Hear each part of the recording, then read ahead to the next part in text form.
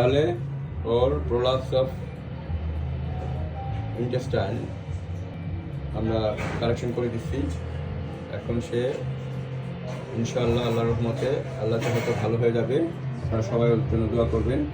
Patient ওনারও নামাজ পড়ে দোয়া করবে, আমরাও দোয়া করব যেন ওর ওই জায়গাটা, যদিও ওটা একটু ক্রনিক, ওর ওই ইন্টেস্টাইনগুলো মানে সে তার নখ দিয়ে ছিঁড়ে ফেলেছিল।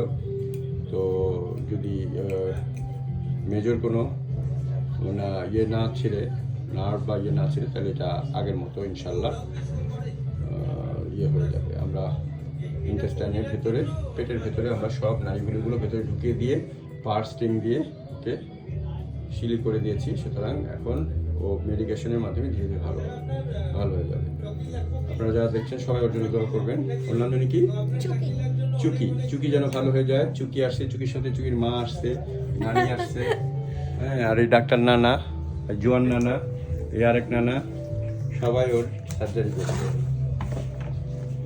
এখন ওকে আমরা ফ্রেশ পানিতে রেখে দিলাম, সে আস্তে আস্তে ভালো হয়ে যাবে ইনশাআল্লাহ। এখন ভালো ভালো খাবার দিবেন, ঠিক আছে? আর এটার মধ্যে গিয়ে সিপ্রোসিন দিয়ে দিবেন, ঠিক আছে? আর হালকা একটু হেক্সিসল দিতে পারেন, সামান্য।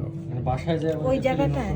না, এই পানির মধ্যে সিপ্রোসিন দিলেই হবে। আচ্ছা, ঠিক আছে, সিপ্রোসিনটা দেন। ওকে, কি ওই জায়গাটা কি আমি কিছু দিয়ে পরিষ্কার করে না, দেব? দরকার কখনো নেই, ঘষাঘষির দরকার নেই। আচ্ছা, নিজেই আস্তে আস্তে। আচ্ছা, ধরেন এটা শুকাইতে কেমন টাইম লাগে? 7-10 দিন তো লাগবে। 7-10 দিন। আচ্ছা, আর ব্লিডিং তো আর হওয়ার উপায় নাই, তাই না?